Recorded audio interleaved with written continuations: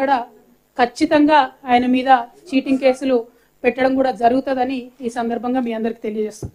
అదేవిధంగా మరి చదువు విషయం చూసుకుంటే ఫేక్ సర్టిఫికెట్ రాజస్థాన్ యూనివర్సిటీలో చదువుకొని వచ్చినటువంటి వ్యక్తి అసలు ఆ యూనివర్సిటీలో ఈయన ఉన్నట్టే లేదట. మరి దీని మీద కూడా ఎంక్వైరీ చేయవలసిందిగా నేను ఆయన మీద మరి ఒక అభ్యర్థిగా పోటీ చేసి ఉన్నాను కాబట్టి నేనే ఎలక్షన్ కమిషన్ కూడా ఈ విషయంలో ఫిర్యాదు చేయబోతా ఉన్నాను అని చెప్పి ఈ సందర్భంగా నేను తెలియజేస్తాను. ఎందుకు ఈ మాటలు చెప్తా ఉన్నా అంటే ప్రజా జీవితంలో ఉన్నప్పుడు నీతి నిజాయితీ ఒక పద్ధతి ప్రజలకు అంతో ఇంతో సేవ చేయాలనేటటువంటి ఒక ఆసక్తి ఉండాలి. కానీ అవన్నీ పక్కన పెట్టి నిన్న ఆయన ప్రెస్ మీట్ పెట్టిండు నిజామాబాద్లో. పెట్టి ఏం చేస్తారు, కేసీఆర్ గారిని అనరాని మాటలు అంటున్నాడు. ఎన్ని రకాల మాటలు అనాలో అని అన్నాడు. ఒక ఆడబిడ్డగా నిజంగా అందులో ఉన్న కొన్ని మాటలు విని బాధ అనిపించి అసలు మనకి ఇంత దరిద్రమైన రాజకీయం అవసరమా, తెలంగాణలో ఇంత చెత్త మనుషులు అవసరమా, ఇంత చెత్త ఆరోపణలు అవసరమా అని ఒక బాధతోని వాళ్ళు నేను ప్రెస్ మీట్ పెడుతున్నా.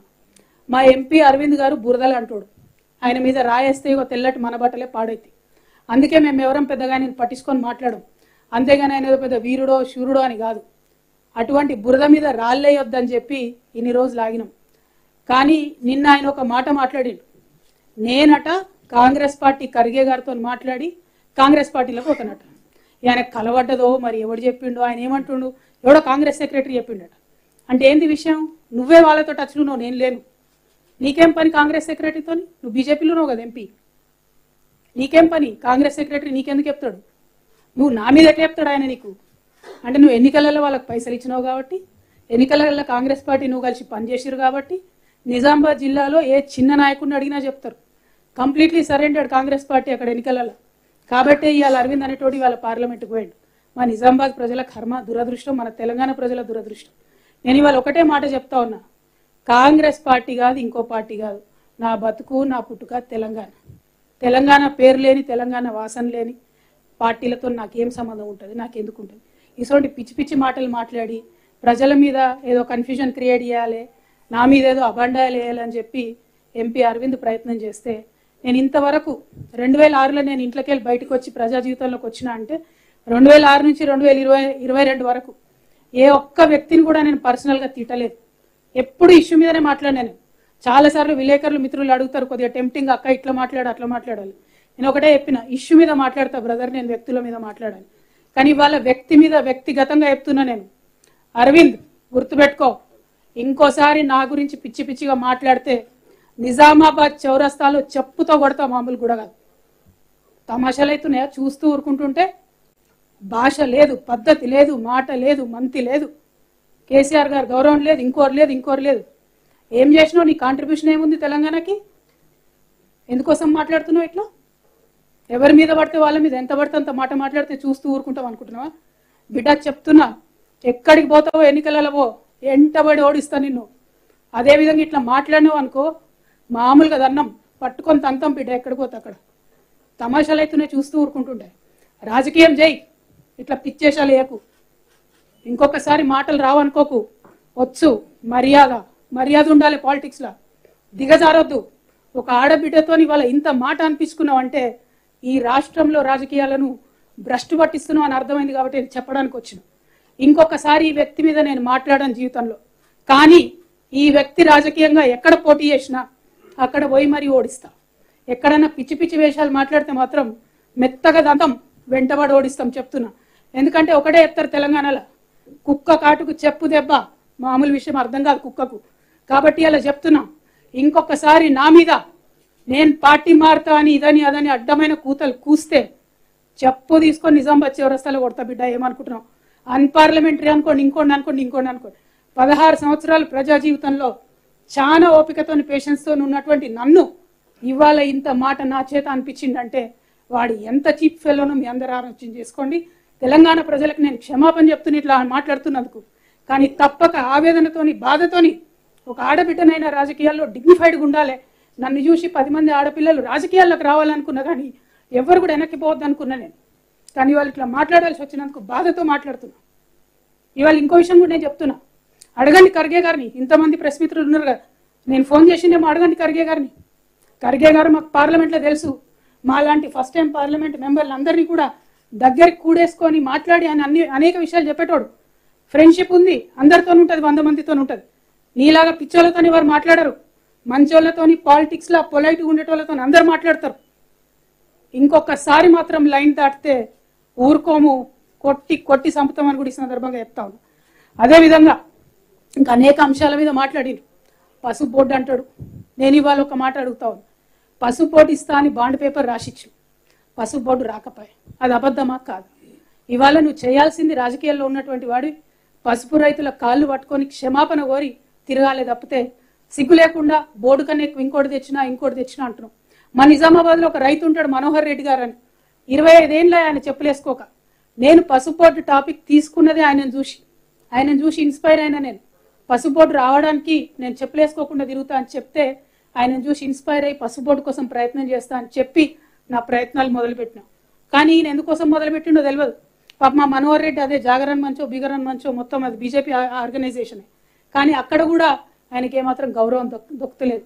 నేను ఇవాళ కోరేది ఒకటే, మనోహర్ రెడ్డి లాంటి రైతుల కాళ్ళు పట్టుకొని క్షమాపణ అడిగి నువ్వు తిరుగు.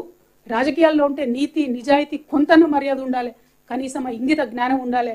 ఆ విషయం మీద ఆలోచన చేయవలసిందిగా నేను ప్రజలందరూ కూడా కోరుతూ, ఇంత నీచమైనటువంటి వ్యక్తి మీద ఆయన కోసం దిగొచ్చి ప్రెస్ మీట్ పెట్టాల్సి వచ్చినందుకు, ప్రెస్ మిత్రుల సమయం కూడా వృధా చేసినందుకు మీకు కూడా నేను క్షమాపణ చెప్తున్నా. కాకపోతే తప్పలేదు, తప్పనిసరి పరిస్థితుల్లో చెప్తున్నా. ఇంకొక మాట ప్రెస్ అనేది ఈ వ్యక్తి మీద నేను పెట్టను. కానీ పొలిటికల్గా ఎక్కడ పోయినా వెంటాడి ఓడిస్తాను మాత్రం ఈ సందర్భంగా తెలియజేస్తూ, మళ్ళొకసారి ఇక్కడికి వచ్చిన బీజేపీ మిత్రులందరూ కూడా మనస్ఫూర్తిగా ధన్యవాదాలు తెలియజేస్తాం.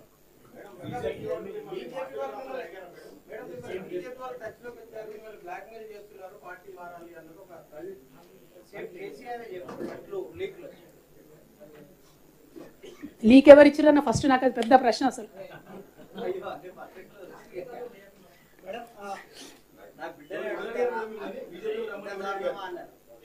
See, I'll tell you something. In this country at this point of time, there have been multiple proposals given to me by various people. I'm a very decent politician. I want to remain in this country in politics for a long time. I'm not going to name anybody. There have been proposals that were brought up to me by friends of BJP, friendly organizations of BJP, asking me to join the party, and they proposed a model called Shinde model. I said, Telangana people do not cheat people of Telangana. Telangana people do not betray their own parties and their own leaders. We will become leaders on our own strength, not by backdoor.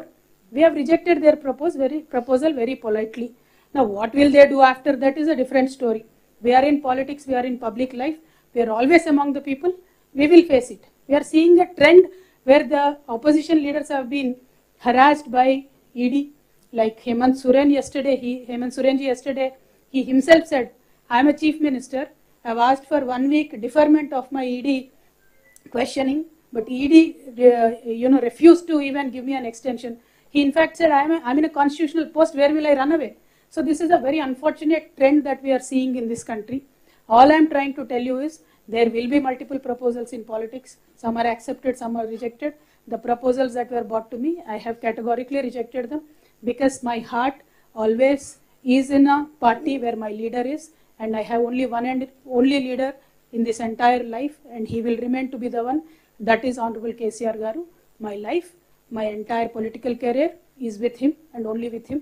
That I've categorically told to the people whoever came, and they went back. Well, what will they do after that is irrelevant. Whatever they do, we will face it. It is not a big deal. You've been targeted by the agencies because you are not shifting out of TRS now. See, well, I can't say that, because as of now I did not get a summon. Officially I am not summoned, or officially there is nothing on me. But unfortunate situation in this country is, unofficially there is a leak every day. Unofficially there is a scam every day. When BJP party leaders were speaking about so-called liquor scam, I got a court order. If they have any respect for the honorable courts, they should not speak. But BJP leaders we've seen have no respect for any kind of institutions in this country. So they are constantly speaking. See, it is up to the people to decide. If there is a scam at all, if there is a proof at all, let the agencies come, we will cooperate. In the past few months, ma'am, we are witnessing heightened activity of central agency, IT, ED, CBI, there is increased activity of these agencies. You believe these are politically backed activities? जी, लालू प्रसाद जी ने एक बार बहुत अच्छे से बताया था कि BJP के 3 दामाद हैं, ईडी, सीबीआई, आईटी। तो ये 3 दामाद जब भी बुलाए आ जाएंगे, वही ओपोनेंट्स के घर पे ही आ जाएंगे। तो हालत तो ऐसा ही है, क्योंकि जब से बीजेपी पावर में आई है तब से लेके आज तक तकरीबन 25,000 केसेस ऑपोजिशन लीडर्स पे लगाए गए, लेकिन एक भी केस बीजेपी नेता पे नहीं है। आज जनता को यह सोचना चाहिए कि बीजेपी के नेता पे ईडी क्यों नहीं लगती, आईटी क्यों नहीं लगती, सीबीआई क्यों नहीं लगती? क्या ये दूध के धुले हुए हैं? गंगा मैया में पैदा होके आए क्या? ऐसा तो नहीं है ना। क्यों बीजेपी नेताओं पे ईडी नहीं लगती? और जो नेता पे ईडी लगता है, या तो वो जय मोदी करेगा तो नहीं ईडी होगा, नहीं तो जय मोदी नहीं बोलेगा तो फिर ईडी होगा। ये तो ED, CBI, IT have become a washing powder Nirma kind of a concept. तो निरमा में नहला के बीजेपी में ले लेते हैं। तो this is what they are doing. Unfortunate situation, but there is a time. बहुत ज्यादा हो गया ये इस तरीके का राजनीति, लोगों को भी पसंद नहीं आ रहा है। बराबर लोगों से एक इनकलाब निकल के आएगा, और बराबर हमारे जैसे नेता जो है, जो लोगों में हमेशा रहते हैं, हमारे साथ जनता देगी, हमारा पूरा पूरा विश्वास है। अरविंद के घर के ऊपर प्रोटेस्ट हुआ है,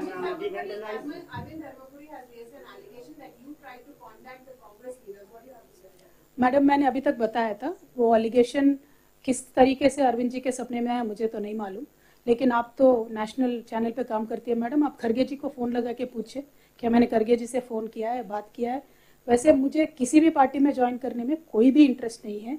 हमारा पार्टी टीआरएस अभी बीआरएस बनाए, कल को नेशनल लेवल पे काम करेगा, हम बराबर नेशनल लेवल पे काम करेंगे। जो आज हमने तेलंगाना में विकास करके दिखाया है, वो कल के दिन पूरे भारतवर्ष में विकास करने के लिए अलग अलग मॉडल बनाएंगे, जनता के पास जाएंगे, जनता मानेगी, मदद देगी तो बराबर उनके लिए काम करेंगे।